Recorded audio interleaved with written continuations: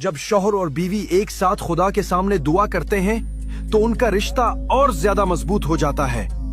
आइए ये दुआ मिलकर करें। ऐ खुदा, हम तेरा शुक्र करते हैं कि तूने हमें एक दूसरे के लिए बनाया।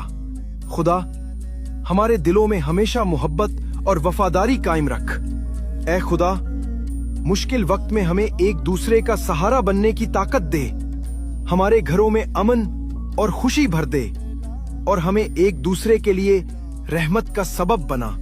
खुदा, हमें ऐसा बनने की तौफीक दे कि हम अपनी जिंदगी और ऐ खुदा, हमारी शादी को तेरी बरकत से हमेशा कायम रख, ताकि हमारा रिश्ता दूसरों के लिए मिसाल बने।